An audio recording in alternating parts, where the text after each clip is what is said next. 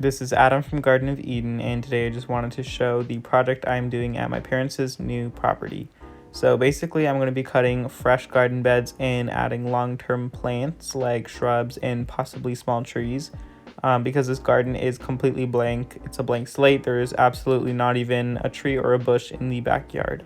I took a bunch of random clips as I was going through with the work, but it kind of became disorganized, so I'm just gonna kind of combine all the footage and do this voiceover.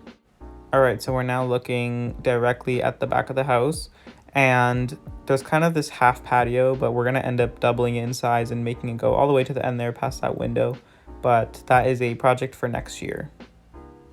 Alright, so now we're looking at the garden bed that's just off of the deck. You can see where I tried to cut some of the grass out, but it just became a lot of work, and plus I have all of that garden along the fence as well.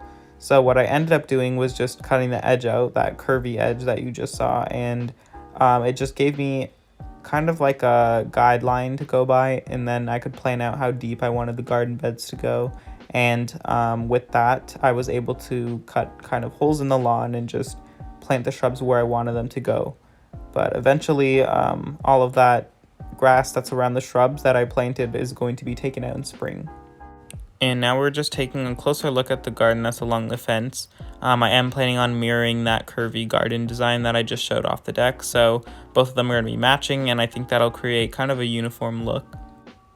I also did plan out where I wanted to keep the shrubs, and I did end up planting them, and there is some footage of that later when they are in the ground, but for now I kind of just laid them out where I wanted them to grow.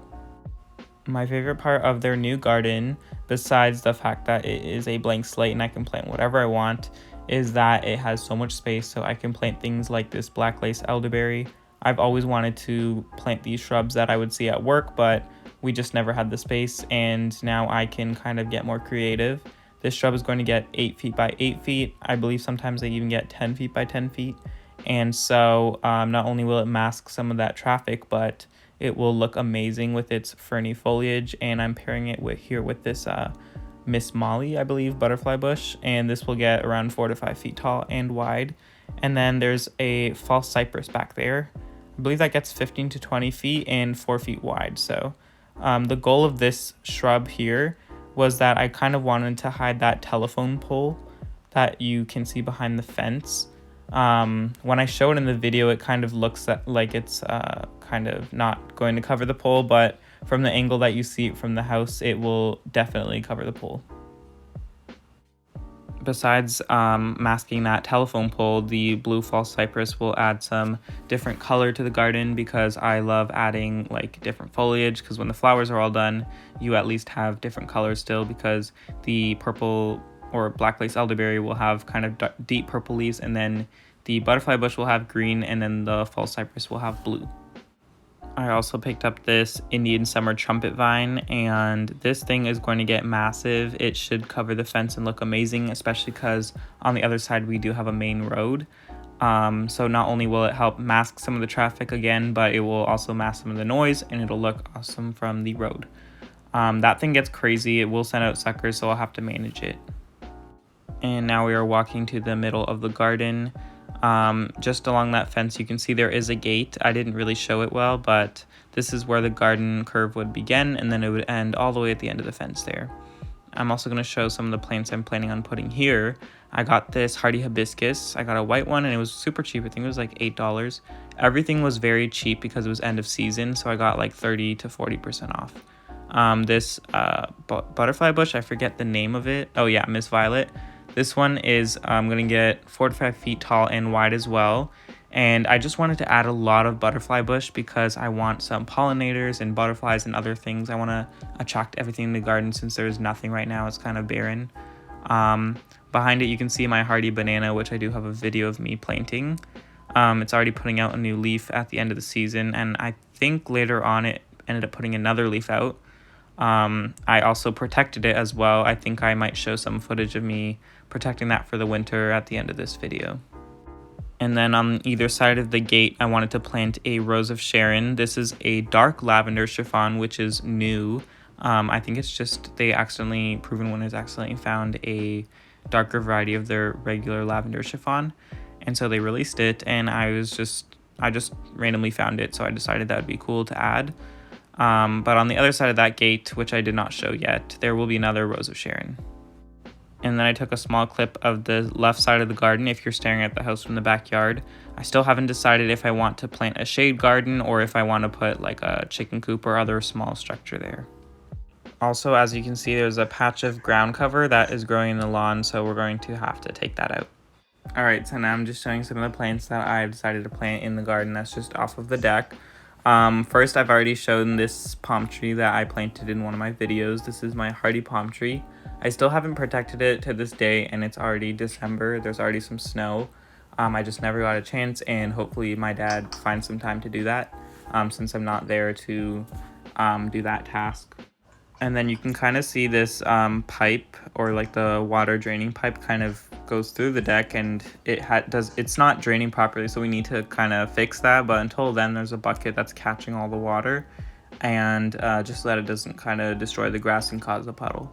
Now I'm showing this strawberry vanilla hydrangea. I wanted to plant these. I would always see them at work, and I wanted to plant one, and now I have several in the garden. This is a panko hydrangea that's going to get 6 to 7 feet tall and wide, I believe.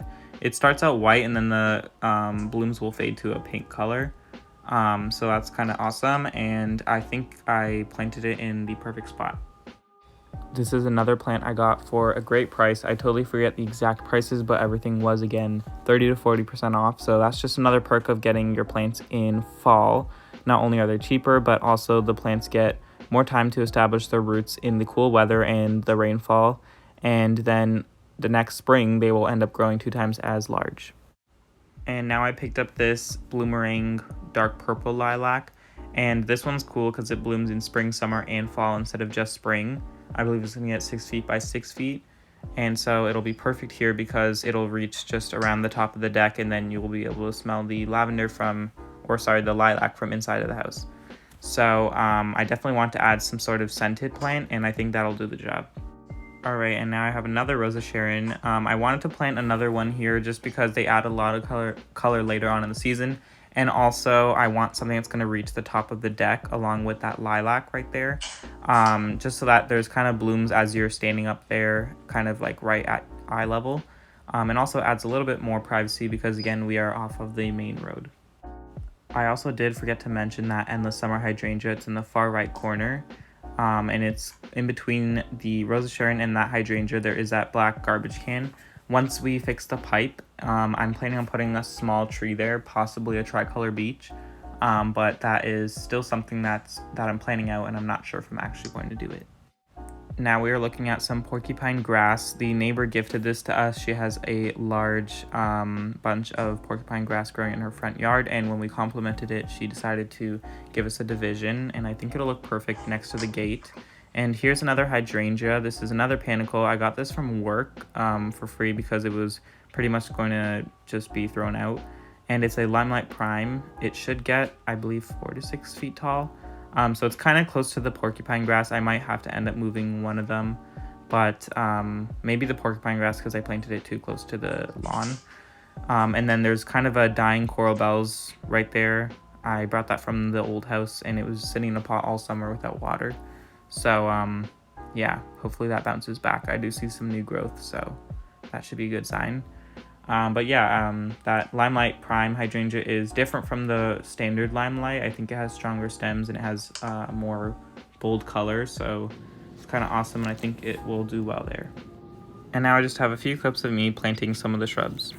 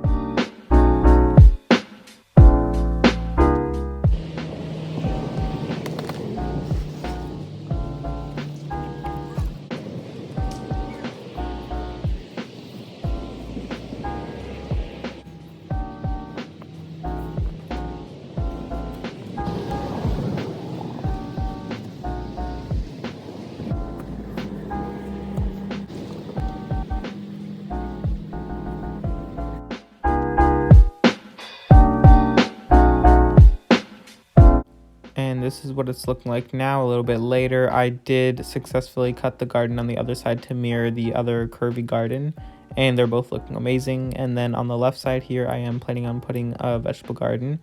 And then you can see the gate more clearly right in the middle of the fence. To the left, we might add a few more shrubs and perennials.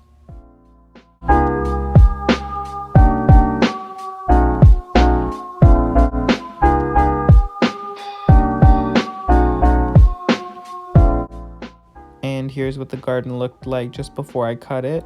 I did use a hose to just help me edge it and guide it. And in this corner right here, we're actually thinking of putting a gazebo, but we will think about that for the future. But yeah, in the meantime, I just cut the edges, and I think it turned out pretty awesome.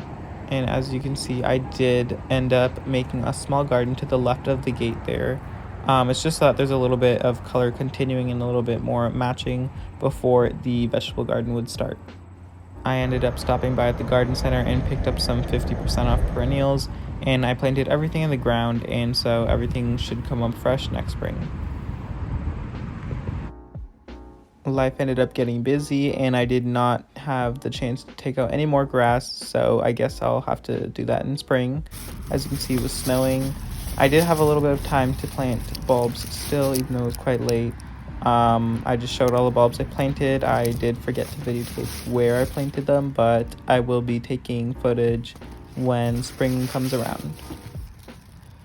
I got a whole bunch of red tulips, a whole bunch of assorted tulips. I got hyacinths and a whole bunch of crocus, and I divided the crocus into 3 groups, and I planted them all throughout the backyard. Alright, and just before I end off the video, I wanted to show my hardy banana tree. I was going to make a separate video on protecting this, but I didn't really have enough footage. I just had a few short clips, so I decided to add them into this video. Basically, I waited for the hard frost to take the leaves, and once that happened, I chopped down the stump, and I protected it very well with leaves and straw. And this plant is actually hardy to zone 5. We are in zone 5, so hopefully it comes back next spring, and if not, I will definitely try again.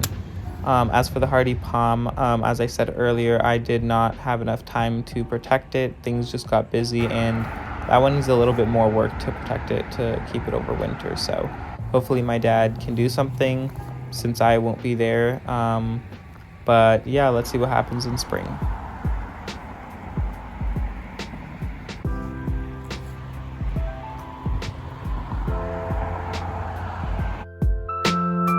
And these are the last 3 photos I have of the garden this year before it got covered with snow. That's pretty much it for the project this year, and hopefully next year it grows into a huge, lush garden.